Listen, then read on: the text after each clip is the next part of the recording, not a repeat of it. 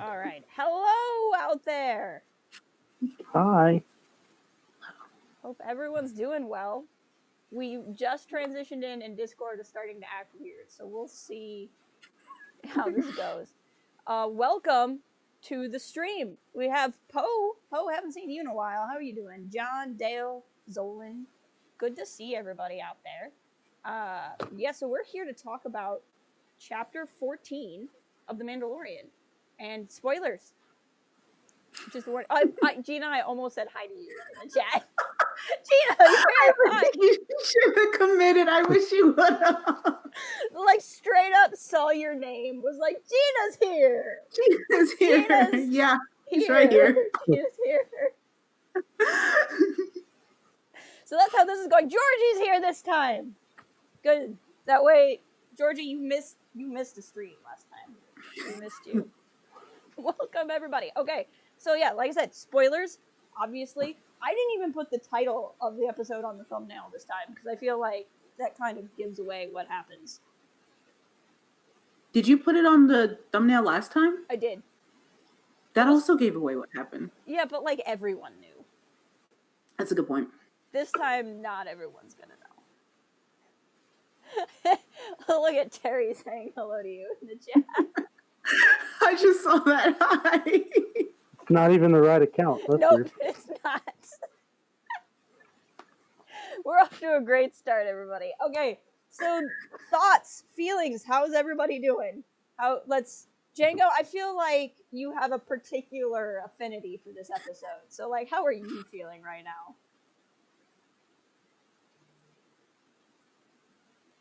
He might not be able to hear me. Oh, nope, he's so excited he froze for a second. Gina, how about you? How are you feeling? So we said this a little bit before, but this whole episode did not let me breathe. Yep. Not once. I see why it was like 30 minutes. I'm okay with it being 30 minutes because I was just the whole time. And I know that in past streams, we've predicted basically everything that happened, but I was still just like, but that's not what's happening, is it? But that's not what's happening. And I couldn't breathe. So I loved it. It was fantastic. I'm an action person, so I liked the nonstop action.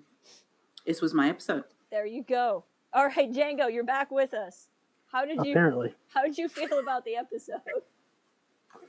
I remember texting you while you were still at work this morning when I watched it. Yep. Am I frozen again? Yeah, we can hear you, but you are frozen. Okay, well, I just remember texting you and saying I'm glad I took my blood pressure medicine this morning because, like, I was watching it and I was into it. I'm like, all right, cute little moment with the little metal ball again. You know, and I even texted you. I'm like, just loop the first like 15 seconds, and that's all the show you'll need. Yep. But then, like, as soon as they get there and Boba Fett's ship comes on, I'm like, wait, this is different now. Yeah. This is something else. And it was I mean, it was like a late 90s, early 2000s like action movie, like just from start to finish, you know, almost like Michael Bay-ish. Yeah. But in a good way. Right. Yeah. No, I think, like, when I was watching it, it was just, I was sitting there and I'm like, I'm not even sure I'm registering what I'm seeing.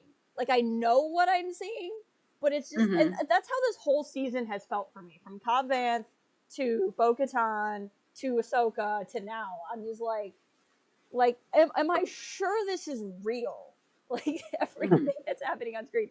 It felt like, to me, it felt like a really amazing, like, if this episode and the next two are really one story arc and like really one whole long thing, this felt like if you're watching Revenge of the Sith, this is the rescuing Palpatine sequence, right? Like, this is the big action scene that like draws you in. So like, personally, I really am excited for the next two now because I feel like this was awesome, but like also what happened. Because it's like they get there and like I don't know how to explain it. Like, it was the action scene was amazing. I can see why they got Robert Rodriguez for this because like his affinity for action sequences was like perfect. Hey, negotiator, welcome. Got a great crowd out here today. Really happy to see everybody. So like, I don't know, it was just good. Like, Django, I think you texted me that you're just gonna start doing reverse psychology on Favreau now. Yeah, because every time I say, this is just the last thing I would want in this show because I don't think it works, he gives me the thing that I said I don't want, and it works. So, what do I know? But no, I was with you guys too. Like when, at the beginning, I'm like, oh, okay, so we're going to Tython this episode, or I thought it was going to be the beginning of the third season because I thought Gideon was going to show up. And I'm like, okay, no, they're going to get to Tython, and Gideon's going to show up there. And all of that went pretty much how I thought it was going to go. A lot of people were really worried about me because Grogu got kidnapped, but I was a little bit emotionally prepared because the sheer number of people who checked on me this morning before I got to watch the episode kind of tipped the hat a little bit. And then we got to the title and I'm like, okay, this is where my son gets kidnapped. However, I'm very proud of him for how he handled himself, but we'll get to that in a minute. But once Boba Fett's ship shows up, I went, oh, this is gonna be different. And then Finnick was in the previouslys, and I was like, I'm about to get my validation over here after a year of telling people. Anyway. Oh my goodness, it's been a year. It has. Oh, that's weird. I'm old. I don't like that.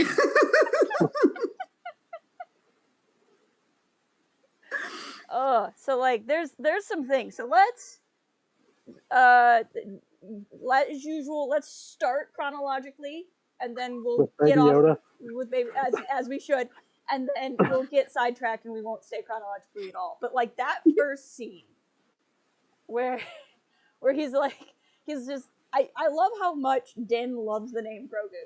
He was just Grogu. Grogu. I wonder if Grogu's yes. How many times are you gonna say my name? I think that scene is fantastic because it's for us, because we love it. We love the reaction to his name and everything. Yep. And then also I just choose to believe that Pedro's so can we add another scene where I get to call his name? Because everyone else on set loves it. So I think it's for literally everyone's just none, it's just saying his name. We'll be fine.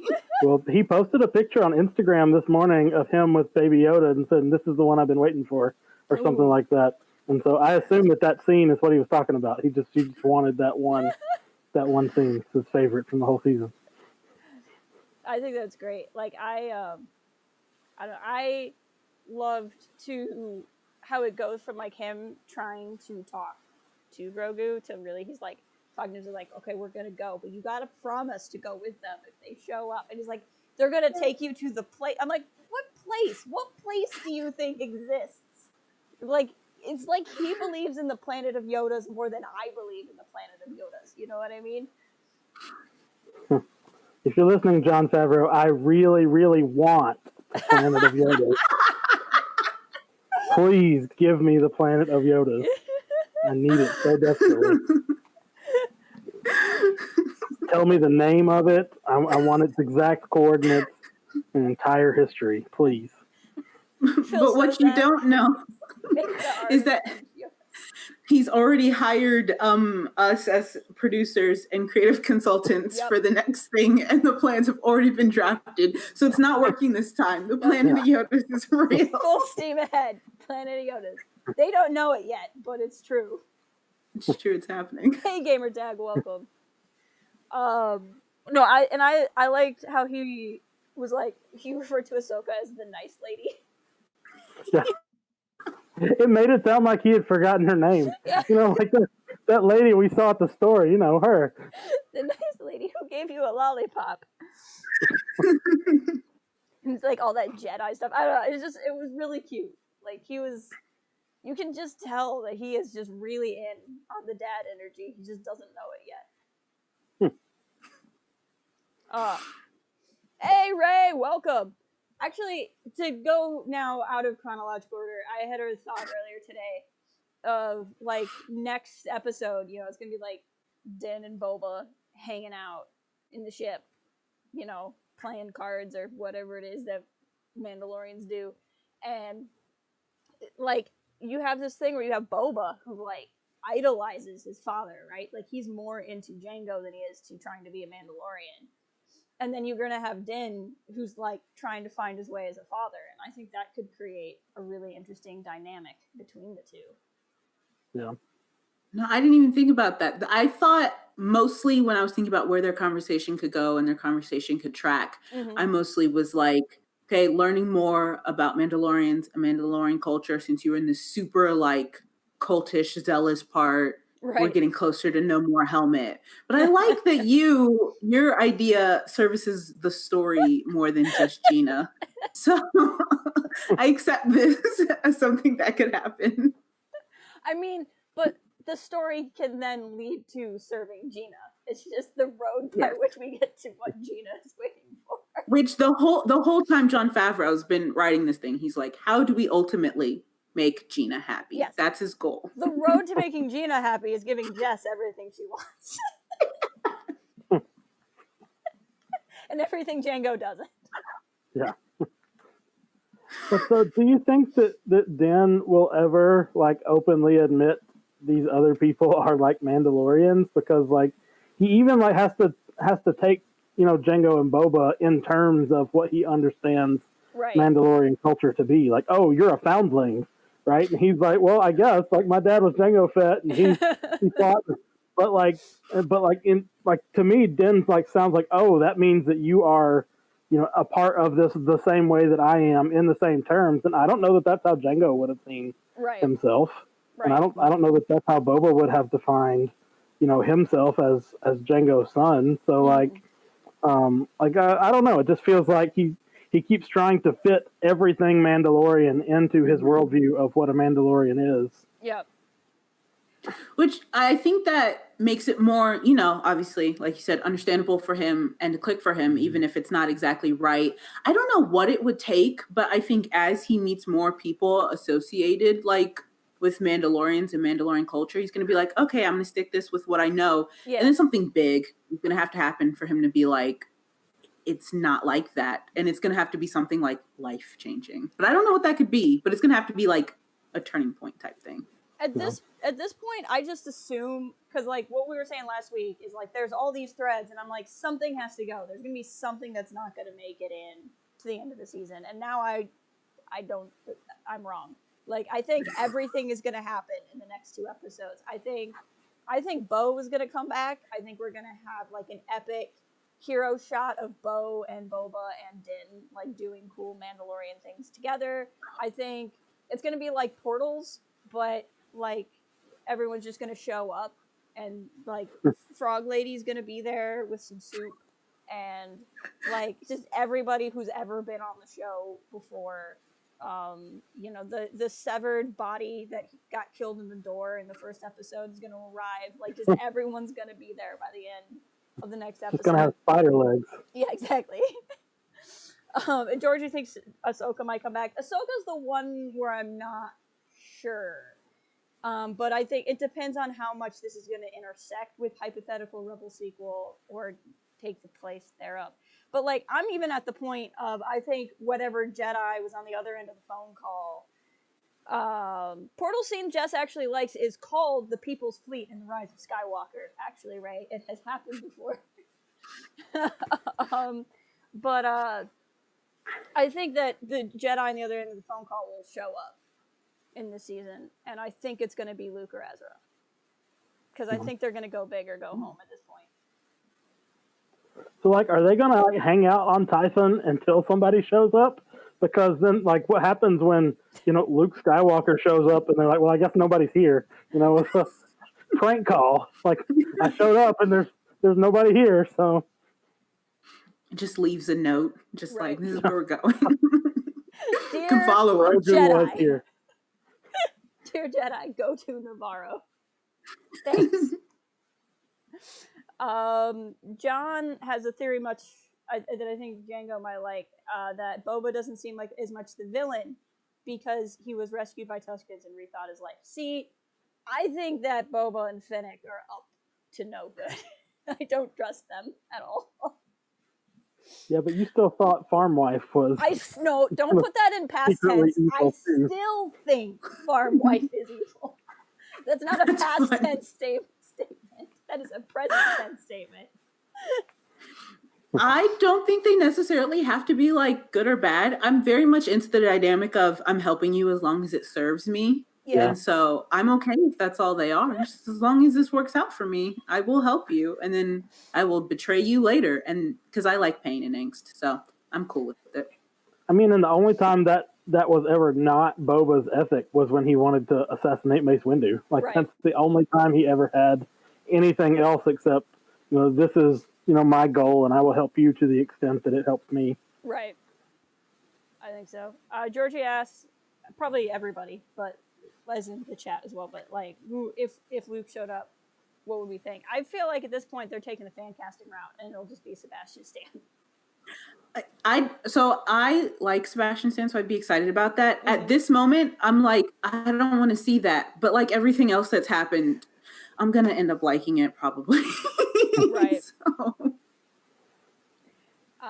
But no, I feel like with Boba, because like here's the thing about Boba and Finnick that makes me suspicious, is that they're like, hey, we'll trade you the armor for not taking the kid, for like not shooting the kid.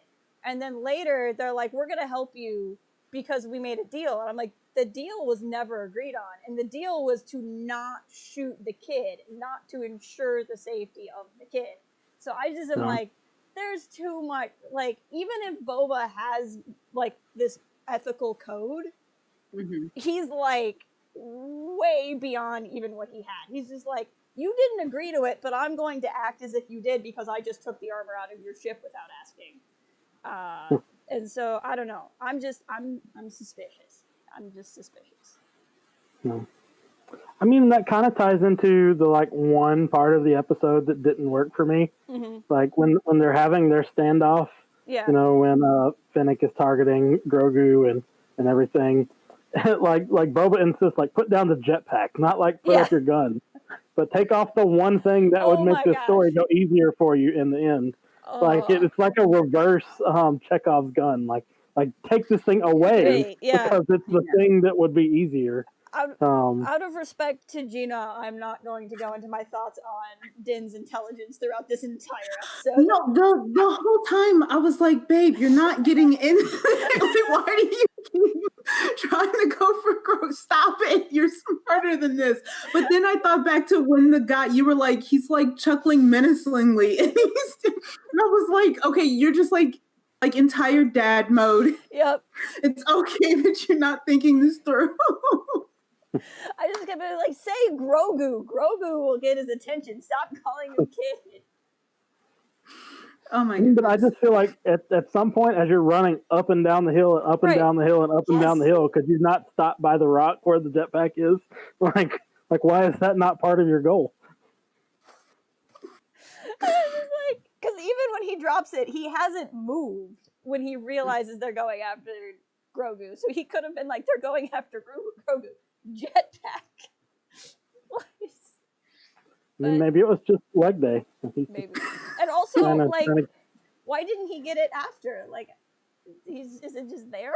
Is it just I'm choosing to believe that it was so tunnel vision that he just forgot. And afterwards, he was filled with so much grief that he just forgot. Zolan thinks Cal is going to be the one. Cal Kestis will be the one who shows up. I am okay with Cal, other than I don't want to know the ending of Jedi Fallen Order 2 before before the game exists. That's my only thing.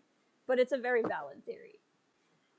I mean, what I really want to happen is I really, really hope that Ezra Bridger shows up and answers the call, and that we just get a live action Ezra spinoff show. That's what I need in my life. As much Ezra Bridger content as possible. Maybe a tie-in comic.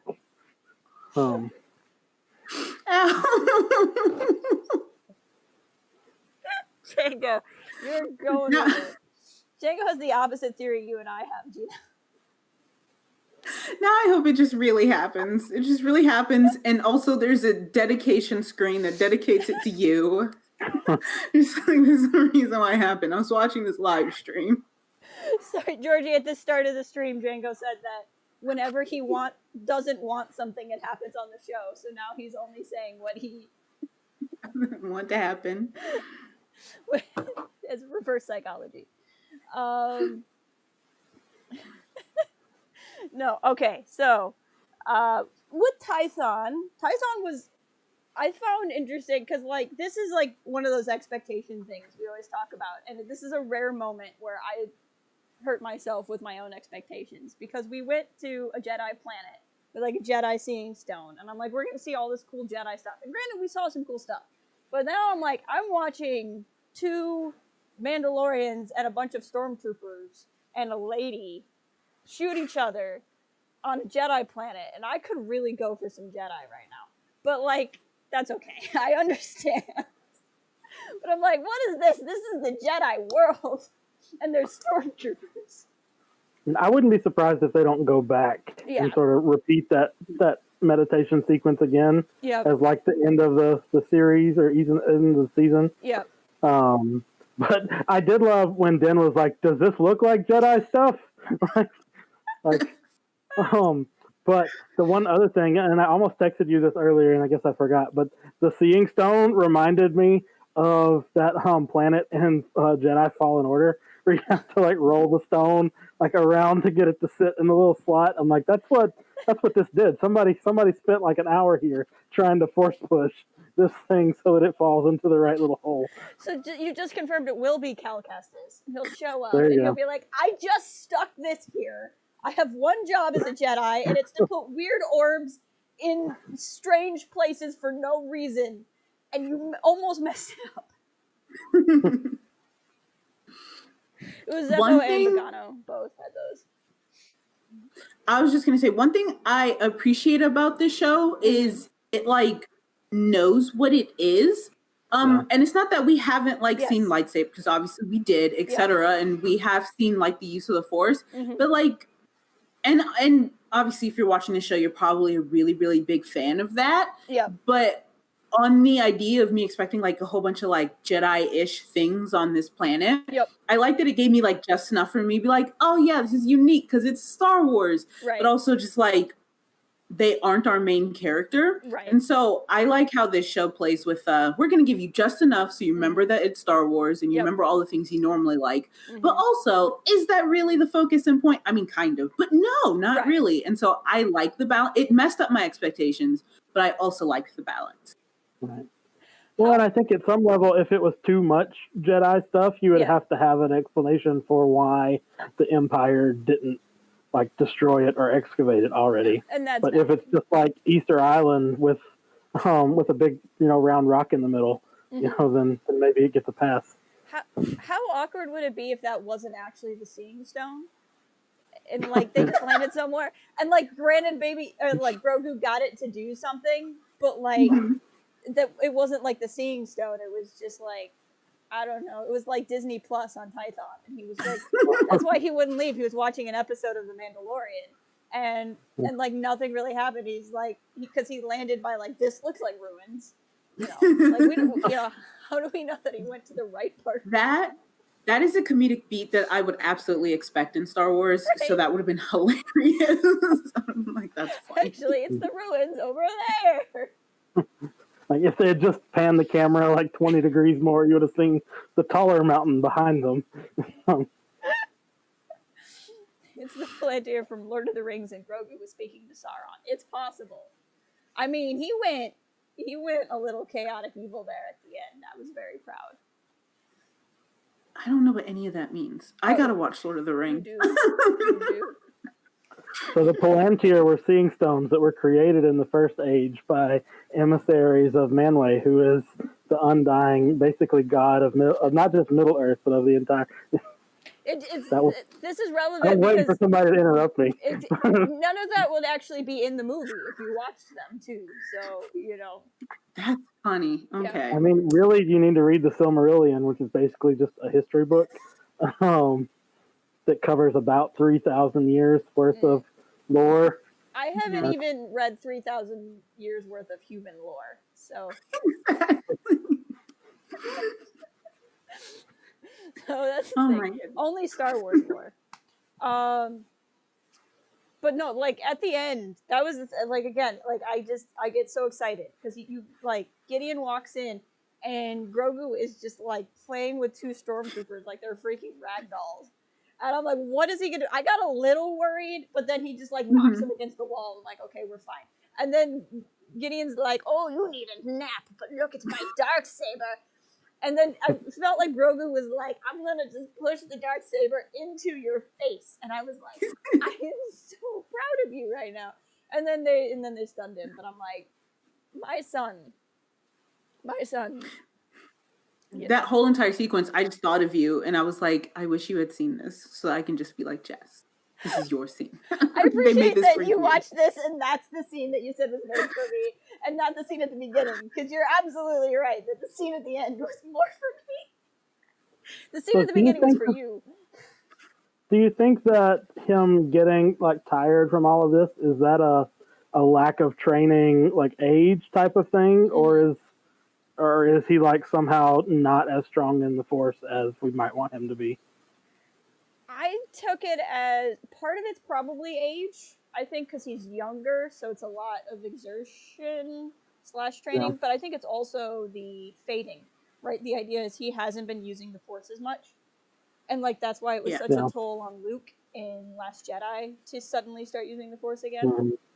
Like I think it's possible that Luke. This is a total tangent, but I think like if Luke hadn't cut himself off from the Force for so long, I think that Luke could have had his confrontation at the end of that movie and not died. I think he died not because necessarily of what he did, but because of what he did having not practiced for so long. Yeah, fair enough. I agree. I like how you actually had an in-universe answer, and my answer was like, I agree with all that. I accept all that, but also it's like a plot device because he shouldn't be able to do anything else. You're over here with the logic and reason, and I'm like, well. I mean, I guess the thing that I'm most concerned about is I don't like the video gamification of the Force. Right. And I don't want it to be like, he's tapped out of Force points. And, somebody said he's going full, Force Unleashed. Force Unleashed, where he's got to like slam the stormtroopers off so he can recharge his Force powers or something. Well, the thing is though, like when Revan ran out of Force powers, they didn't take a nap. Yeah. They just that's true. Then killed people in other ways. So I think that's the difference. Like Starkiller wasn't like, hold on, I'll finish off all these stormtroopers in a second. I got a power nap for a hot second. Coda, I will pull that out of the sky in a minute, but I need a nap.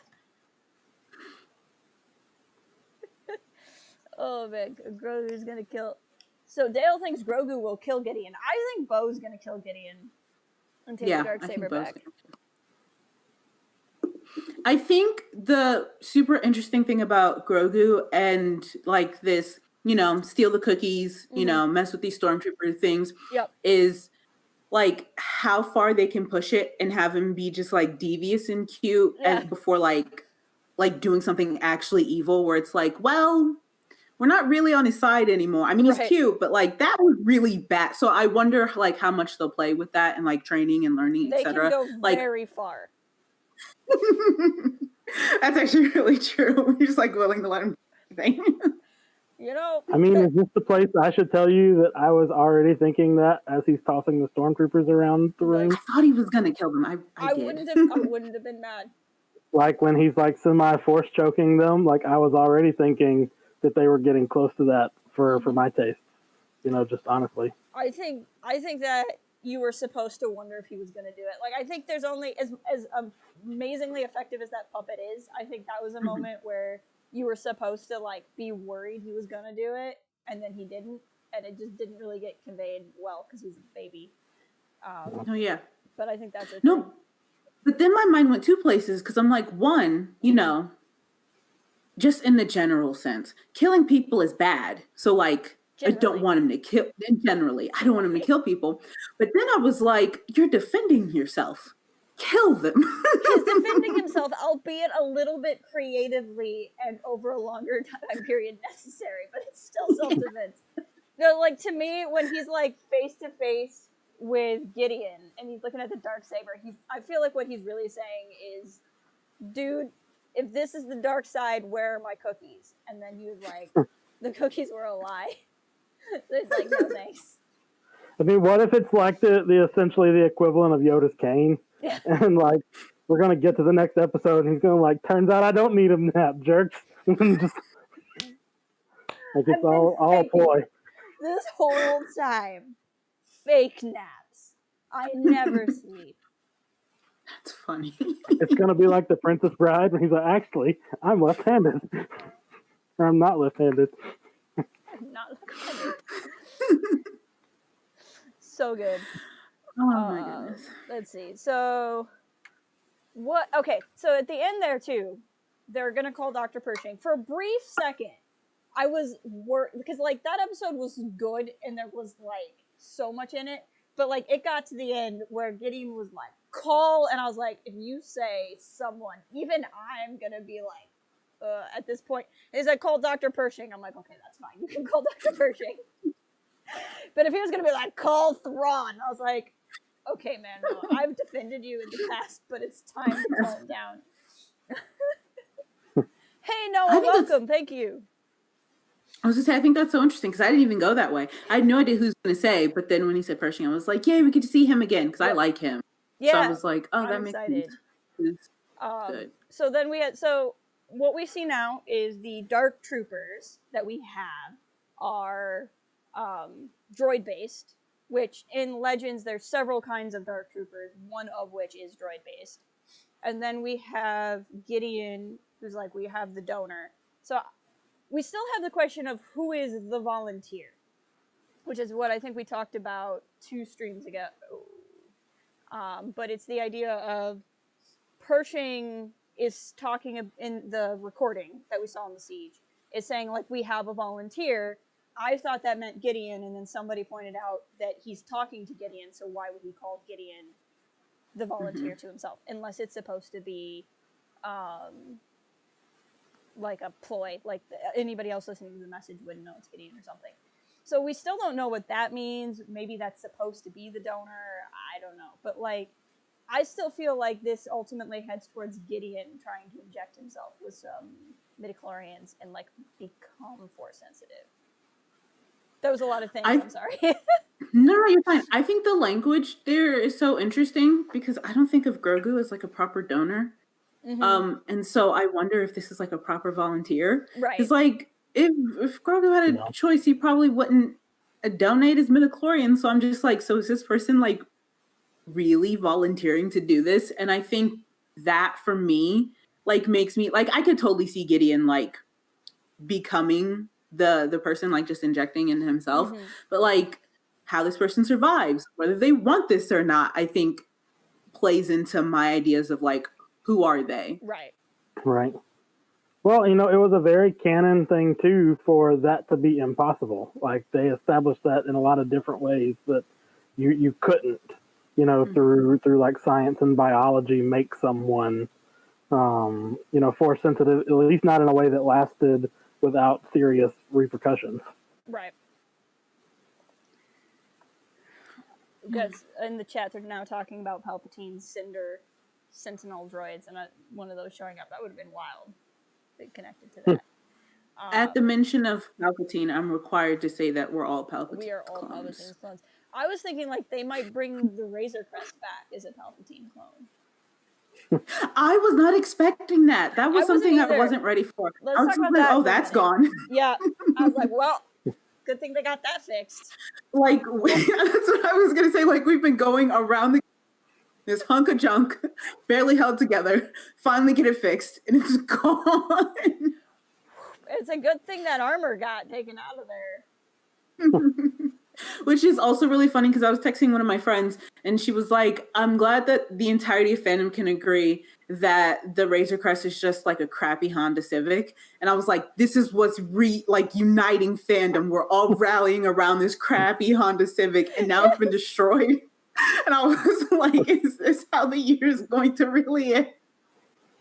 But it was like a crappy Honda Civic that guy that you graduated high school with that still wears his Letterman jacket has like tripped out. Yep. And it's got like, big bass speakers in the trunk and stuff. Like that's what it was. He's like, look at my awesome 97 Civic, and you're like, but wait, no, it's still a 97 Civic. It's like, no, but did you see it's got the little ball, and the ball thing is cool, and I can freeze people in the back. That's so completely accurate. It's not even. Also, does this confirm that little ball is made of Beskar because it survived the explosion? And the only other thing can freaking teleport, because I swear Grogu had it before he was set on the Seeing Stone, and then he didn't have it on the Seeing Stone, and then somehow it was on the ship. I have to watch it again, but I swear that thing moves around over the course of the episode. Maybe he dropped it and it rolled down the mountain. Oh, there you go. That makes sense. No, what really happened is that little ball is force sensitive. Oh. And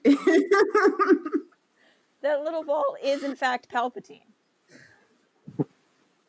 It's gonna be like the original Thrawn trilogy, where I'm about to spoil the original Thrawn trilogy, but like all of the listening devices were in the plants the whole time. I'm not even kidding. By the way, for a hot second, I was like, wait, what if I read these? And then, no offense, but I was like, I'm not reading these. The whole trilogy, and like, when you read it, it's actually really great. It sounds terrible out of context, but like, for the whole trilogy, you're like, how do the Imperials know everything that the good guys are doing? And it's because they live in the Imperial Palace that they took over, and they didn't take out any of the plants. And the plants can hear and send messages to Thrawn. I'd be so mad. When, you know? I would be really angry. I would just, right then and there, I'd be like, I'm done. I'm on the dark side now. I give up. Who cares? Everything is pointless. Device plants, There was some talk in one of my friend circles that they might try to remake the Thrawn trilogy now that they're bringing Thrawn back, and I'm like, I just really hope they keep the plants. Like, I really hope they keep the plants. Oh my goodness. No, so he doesn't have the Razor Crest, so now he's like flying around with Boba and Fennec, who are conveniently willing to give him a ride. That also means, though, that Gideon doesn't have a tracker on him anymore, though. Yeah, this is true. What about Boba's line of being surprised the Empire is back? So, like, we saw Gideon in the first season, and he seemed to have, like, that Imperial warlord status coming in trying to take Navarro, and then we had the episode The Heiress with Bo, and it was, like, a big deal that they had ships, even though Bo seemed to know that this was pretty common. And so now we have Boba, who's like, frick, they're back. I don't know, I'm kind of curious how well known this is. It makes me wonder about the state of communication in this galaxy far, far away, because I don't know, I felt like Din should have known more about the Jedi. Mm-hmm. I just feel like, and things like that. So I'm just wondering why people don't know more things. And so I'm just like, what have you been doing? And so maybe it's just like, in this time with these particular characters, just like nobody knows anything. I'm sure there's maybe a good reason, or someone's going to make up a good reason and been like, this was the reason all along, But I just wonder why people don't know things. I don't understand. John brings up a point of thinking that Boba was stuck on Tatooine. As we often learned, no one is really as stuck on Tatooine as you think they are. But I kind of wonder. I tried to say that with a straight face. He should have gone to the school. The school. But like, I have a lot of questions, and like, this isn't on the episode. I fully expect this stuff to get explained. But like, Boba's there, and like, so he has his ship, and his ship works. So like, has he been stuck on Tatooine? Has he been going around Tatooine and coming back? How long did he know Cobb has his armor? Like, was he like 2 days away from going and taking his armor from Cobb, and Din messed it up? Like, did he just recently find this out? Did he let Cobb have it for a long time because it looked really good on him? And he's like, well, if Cobb doesn't have it anymore, I should take it back. Like, what's going on here? How does he have access to make bionic Fennec? Like, where did that come from? Does he just have a spare torso lying around? That definitely happened in the school. Definitely. It definitely happened in the school. It's like I have questions. I have many questions. Georgie's like, yes, he likes how it looked on Cobb. I mean, like, just saying. In my mind, it's gonna be Cobb's armor forever. Georgie, remind me to tell you about the thing I want to make after the stream. I was gonna say, I think we're gonna get the answer to half your questions with these last 2 episodes. Yep. And I think the other half of your, and I'm not gonna specify which answers. You know, but you won't tell me. But the other half.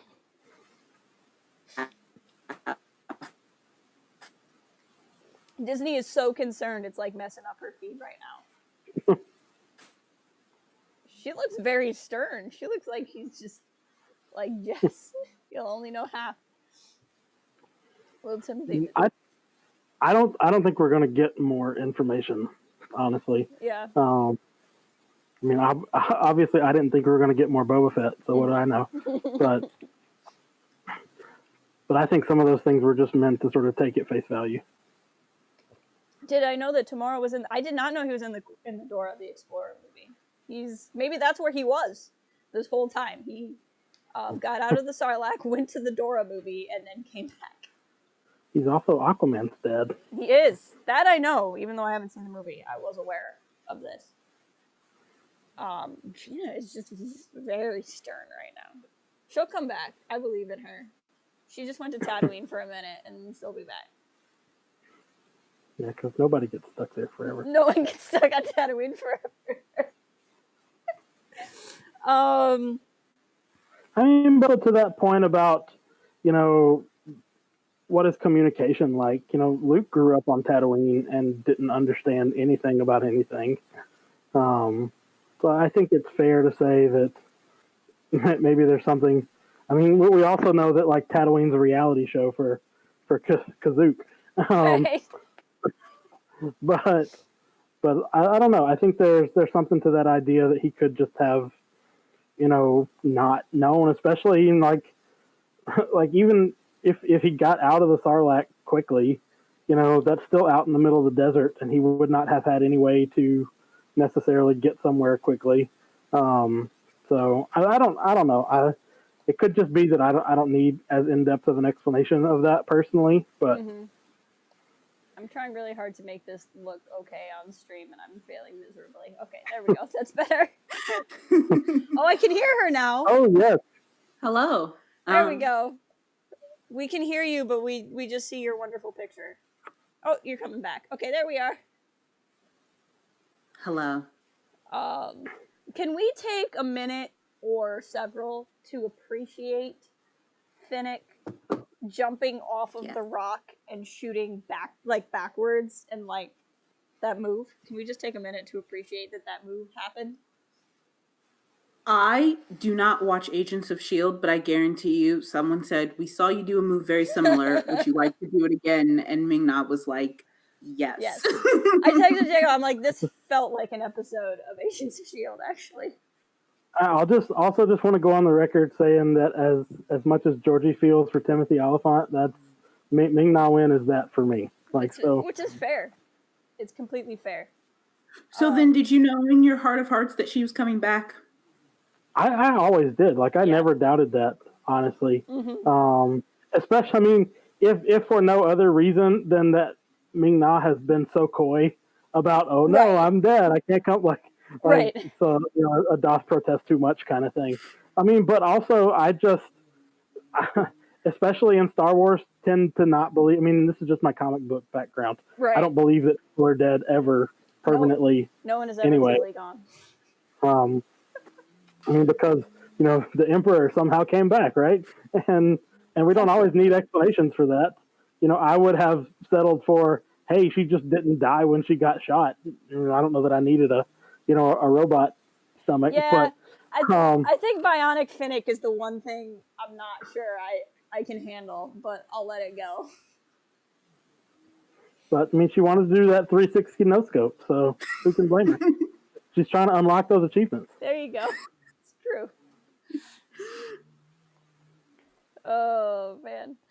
I did love that Den was like, okay, you shoot better than I do, so I'll just stand in front of you and let them shoot me in the chest while you kind of snipe them from behind me. Oh my goodness, honest to goodness, that was my fafavorite moment in the entire thing. This is what I'm good at, is getting shot. It's fine.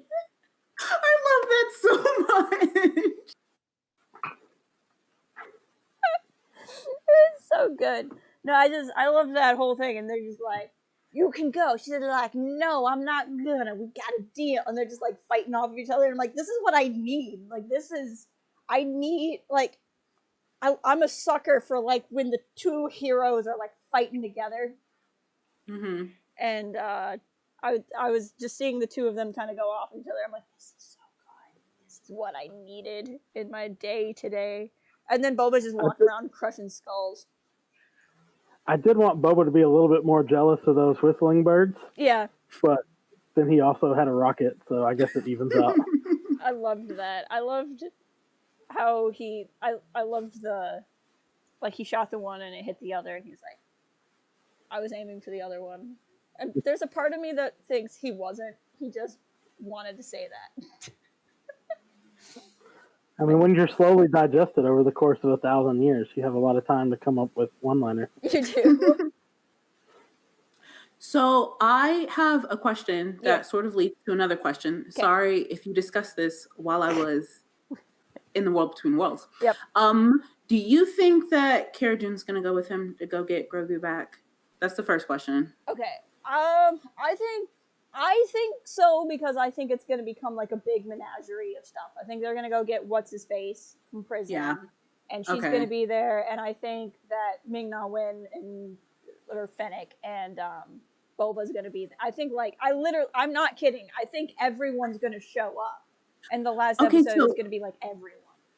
That leads to my next thing, which I guess is a little MCU-ish, so maybe it will work. But I just feel like, especially because we've had different directors, like each episode has its own energy, and his interaction with people has had their own energy, and everyone has like their own motivations, that it's probably going to work because everything has worked so far. But I'm just like, are all these team-ups and personalities going to work for me? Yeah. And right now I'm erring on no, but it's probably going to. I'm just like, I don't see all of you just doing this. Well, they could still all be there, but be segmented. Like, that doesn't mean they're all meet.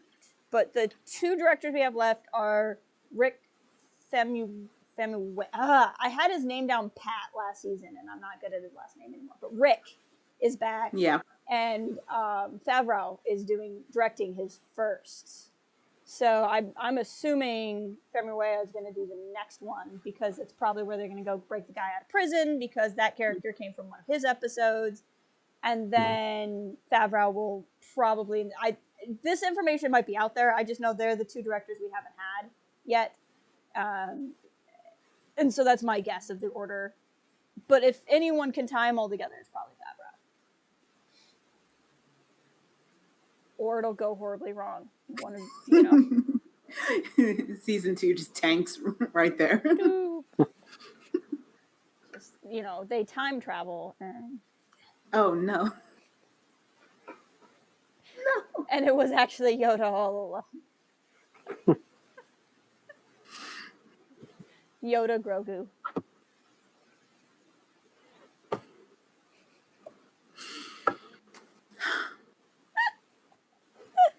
Oh, I'm trying to see what other notes I had here. Oh,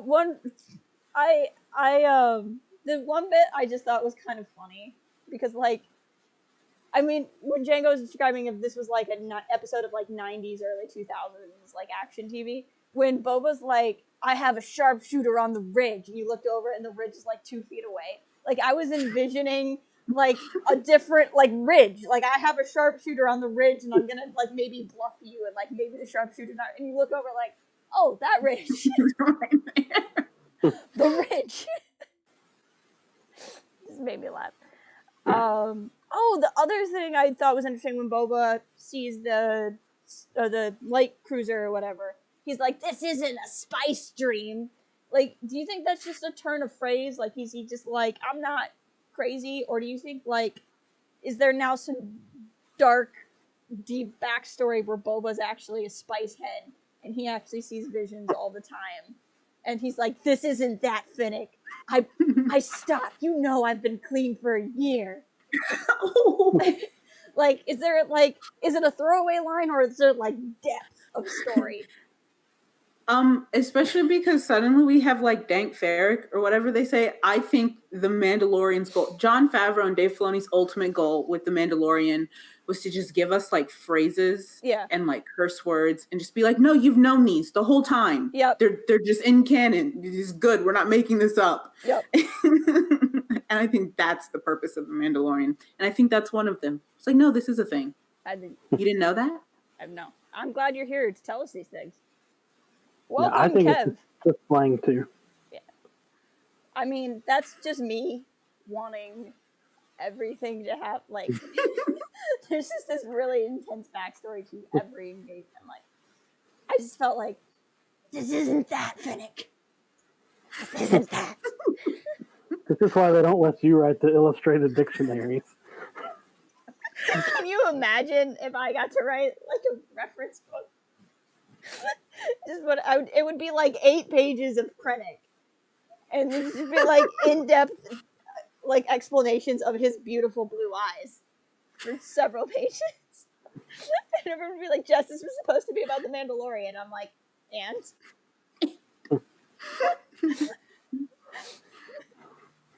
I'm just Lucasfilm. I'm right here anytime you want to hire me. That's hilarious. Yeah, because you definitely want Pablo Hidalgo's Twitter mentions. Dear Lord, no. Oh, another question. So we were talking about Mayfield, which is the guy from the prison episode whose name I only remembered because they said it this week. Mm-hmm. Why would he know Gideon? Am I forgetting something from the episode? Because the episode he's from, they're trying to bust the one guy out, but he doesn't have a connection to Gideon, I don't think. So, like, is there a known reason? Or do we have guesses? My guess was just that because he's an ex-Imperial, like, Den is doing the same thing he did, just looking for anybody that's a Mandalorian. Which is like, I need anybody that's an Imperial to tell me anything they know. All Imperials know each other. I don't know. Yeah, I was just going to assume that somewhere on all of his adventures, he was like, you probably know someone who knows someone who knows someone. And the only Imperial he could find was at the time of the prison episode. I'm sorry. At the time of the prison episode, we didn't even know that Gideon was behind everything. That's true.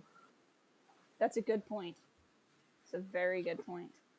So there could be connections. Some people are like, yeah, just somebody who knows Imperial stuff, maybe because the guy's kind of a hacker. All those things. Empire stuff. I wasn't sure if it was going to be something like that or if I was missing something. Like if I'd forgotten the connection. Because when they said his name, I was super shocked. I was like, oh, this guy again? Okay. And then I was not expecting that either. Yeah. Do you think the other members from that group are going to show up? Like, do you think when they go get him, is the whole crew going to be there? I hope not. No. I definitely hope so. I definitely hope that they are. I gotta be honest, like, that episode is probably my least favorite from the first season, and it's not because the episode's bad. The episode's incredibly well done. I just found none of those characters endearing in the slightest. No, yeah. And that's kind of my thing. Like, it was great, except for all the people who were there. Is kind of how I felt about it. Great. That's how I'm gonna start describing everything. This is great, except all of you who are here. I think I have a real career cut out for me in professional film review. This is great. Also, I guess that the Outer Rim is like lawless, but couldn't you just like meet with the guy in the visiting room too? Like, why do you got to bring him out of jail? Like to go talk to him. We have to do this in the most complicated way. If Kara's an officer of the New Republic, can't you just like put in a call and say, "Hey, I'll call the warden over there and get him to ask him a question"? Like, no, we have to go break him out of jail. Yep. I don't know. Also, where's Grief in all this? We saw Kara. What's Grief doing? Is he teaching? He's just like, this droid doesn't know anything. I'm going to teach everybody about hyperspace lanes. I hope so. I mean, that makes me wonder a question I had a couple of weeks ago. Yeah. And I don't think I was on the screen for that. But is he like in charge of all of Navarro now? He was called the magistrate. Because he went from being like in charge of the Bounty Hunters Guild in like one little encampment on this planet to like that's a pretty big glow up there. And I'm just I run the planet now. I mean, Zolan's like, Grief is at the school. So like, what if Cobb Vanth shows up on Navarro and Grief Karga's like, hey, you're a friend of Din. This is awesome. Would you like to see our school? And Cobb's like, yes, I would like to see the school. I would really like to see the school. And he walks in, and it's a school, and he's like, this is not what I was expecting. Oh, no. I'm going to feel so validated, though. Someone write that for me. That's going to be the best thing in the world. I will commission fan fiction from someone who will write that story for us. Oh my goodness, wait, Gina totally doesn't write fan fiction. I'm going to write that. Gina, please write that for me. I'm going to write that. Not that kind of fanfic, Georgie. There will be actual kids at this school. No. Ow. Ow. Not that kind of fanfic, Georgie. We're rated G here, okay?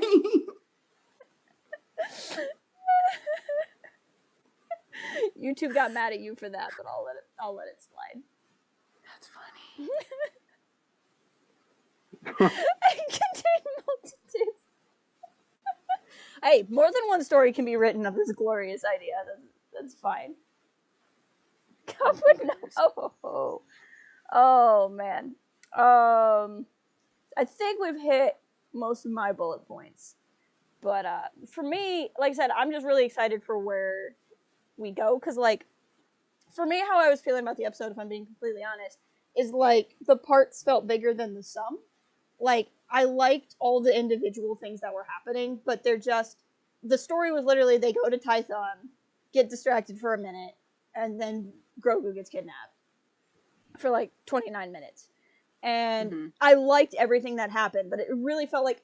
It honestly felt like it had to end in where it did. It felt like they were like, here's our 3-part story. We want part 2 to be Grogu is captured by the Imperials. So we have to go to Tython and like make Tython last at least long enough so no one riots. And then like we'll have the story of the next 2. And like, I don't think that's necessarily a bad thing because we'll get the other 2 episodes and they'll be their own story and it will be fine. But like for me, like, just saying how I feel about the episode, I'm like, it doesn't stand on its own 2 feet, which is, again, fine. But, like, now I'm like, okay, but now I need next week, I feel like, before I can really know how I'm feeling, even though I know how I feel about the individual stuff, if that makes sense. Yeah. Yeah. I really like the weekly drops a lot. Yes. It's going to be super interesting to go back to season 2 and just like binge watch it all the way through. Because even when I watched obviously season 1 like everyone else, and then I binge watched it and I was like, no, this still is great, like incrementally. But this season, I'm just like, it could have benefited from dropping all at once. That did have benefits. Right. Because I think there are so many episodes where I'm just like, oh, well, if we had the next one, so many people wouldn't have been mad at this thing and that one.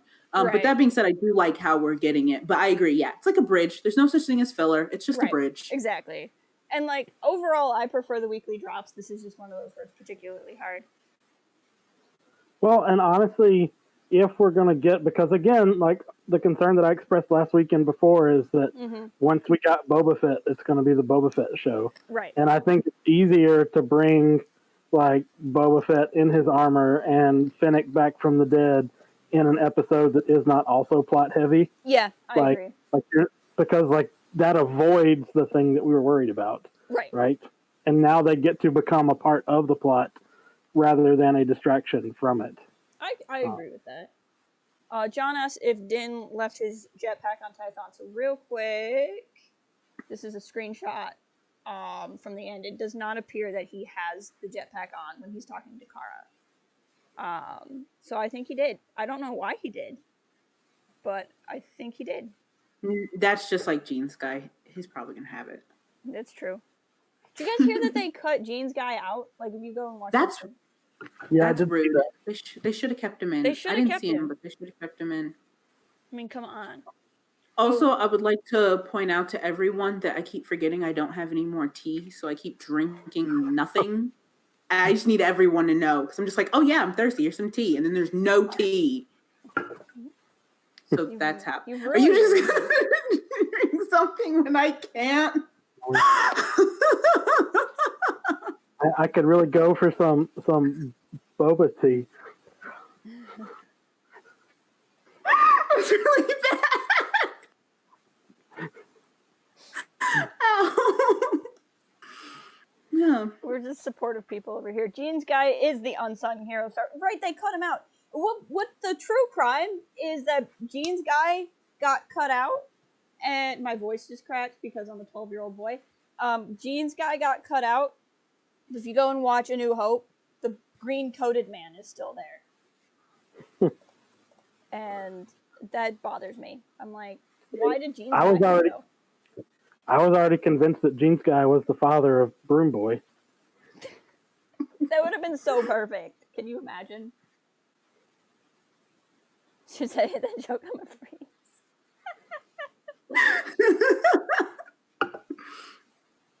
You know, I always wanted Broom Boy's dad to be... Did you guys ever watch the Robot Chicken Star Wars specials? No. So there's a running gag, and I never really watched Robot Chicken, but I watched the Robot Chicken Star Wars ones.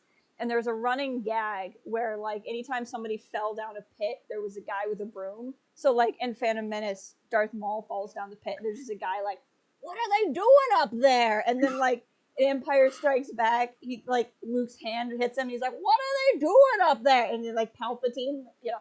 And so I really wanted him to be, like, Broom Boy's dad. That's canon. One of our forum members used to be an animator for Robot Chicken. I remember that. Yep. There you go. We used to have connections back in the day. But yeah, I think that's really what I had to say this week. Like I said, I liked it overall. I thought it was some stellar action scenes. I think it's going to, not that it doesn't work for me now, but I think it's going to work better for me when I have the next 2 episodes to go with it, if that makes sense. Yeah. No, I'm going to end by saying, what do you mean you used to have connections? We're on the trust tree. That's true. We know them personally. That's true. That's true. Talking about. And I just want to end by saying, who is still signing up to be stormtroopers? Like who is like, yes, I still want to be a stormtrooper, please. Georgie did earlier. Exactly, you have connect. Georgie's always here to make me... He doesn't like it when I don't believe it myself, so I appreciate that. But yeah, that's what I got. So we'll see next week. Things are afoot. Yeah. They'll go after my son. I'm assuming we'll see a Jedi of sorts in a week or 2, I think. Well, actually, before we go, how long do you think Grogu's going to stay caught? Do you think they get him back next week, or do you think we don't get him back till 2 weeks from now? I don't think we see him or Gideon again until the finale. Again. Oh, I was gonna. I like that. I was gonna say. I just think the whole next episode is gonna be prison guy. Oh yeah, I forgot about that. Even though we just said that. Okay, I'm down with that. Or if we do see Grogu, it's at the very end of the episode, like the very, very end. I think they could. I think they're going to cross-cut to Grogu being in horrible situations just to torture us. Yeah. Torture us while they torture him. Yep, I think that. But I think there'll also be more moments of Grogu. I think there'll also be moments of Grogu like messing people up too. I think they're gonna keep playing into this. I think that honestly, like, I know I have all the crazy theories, and people, like, it's hard to tell sometimes, but like, I genuinely believe they're gonna do this. Like, Grogu's gonna start doing some dark stuff, and Din's gonna be like, what's going on? Like, not know how to handle it, and that's gonna I think that's gonna be a thing. I would also like to see Dr. Pershing hold Grogu once, yes, like in a lovingly way. That would make me happy. And so we can realize that he really is trying to help, sort of. Yeah. I didn't get a bad, not a super duper sinister vibe from Pershing the last time we saw him. So I would not be surprised. I agree. I think he wants to do science, and the only place he can do science is the Empire.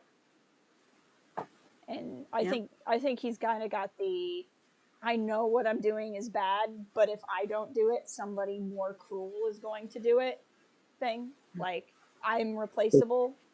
And if it's they Galen Erso defense. I think he's got the Galen Erso issues. I mean, when you want. Oh no. We hit an hour, so there goes Django.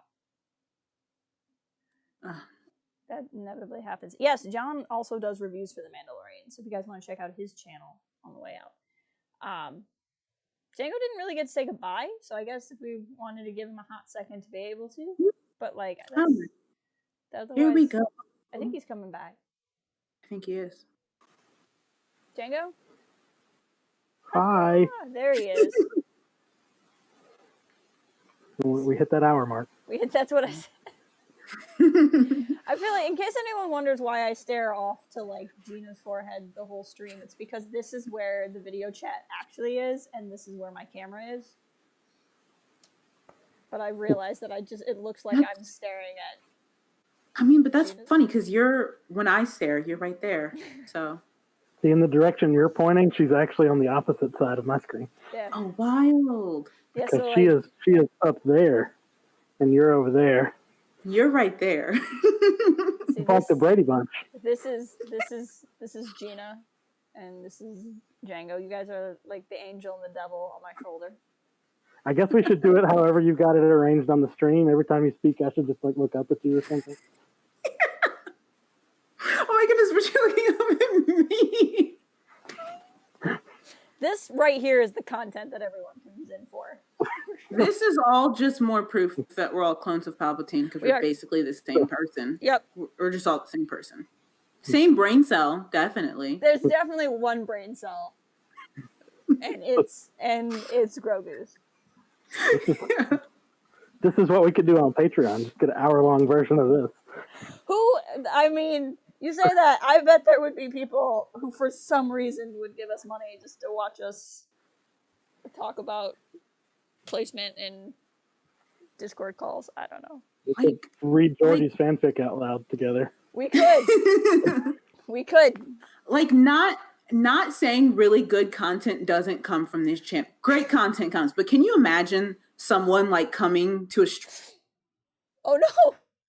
stream with me on it? It's like solid theories, great facts, super knowledgeable about like the entire universe. Yeah. And then you just get like me going on tangents about like not Star Wars. That's what we do. Like, I'm sorry. I mean, like, how many times did I just go off on a rant about like the Narnia books or something? Like, I feel bad. People come back.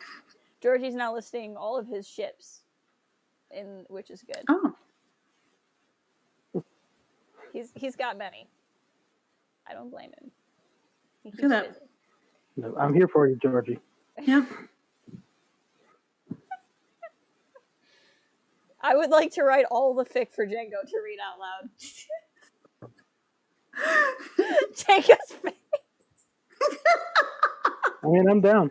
I'm down.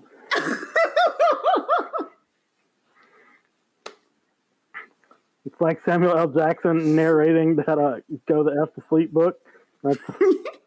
So, like, low-key, I've always wanted, like, one of the... Before we even knew Disney Plus was going to be a thing, I always wanted, like, a Star Wars... Georgie, I've had to approve so many of your messages, because YouTube doesn't like any of them. I've always wanted, like, an anthology show that was literally just, like, random stuff. And one of them I wanted to be, like, Samuel L. Jackson as Mace Windu in a green screen room, and you just say action, and then he decides what happens, and then they have to animate whatever he's describing around him.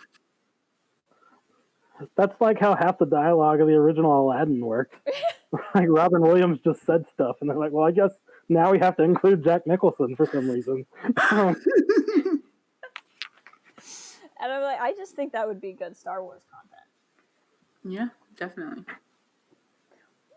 Georgie goes, then he starts talking about Sky Solo. He wouldn't know who either of those people, I guess. I mean, maybe he could. Maybe he has a Force vision about them. It's possible. All right, this is fascinating and all. We should let you guys go. So next week, there'll be something. Things will happen. There'll be shenanigans. A prison break. Let's see what else. Yeah. And so, yeah, thank you both for joining me. Thank you, everybody in the chat. If you haven't, please like the stream on your way out. It would mean a lot to all of us. And if you would like to see Django read Georgie's fanfic out loud, please leave a comment after the stream. And yeah, talk to you later, guys. Bye.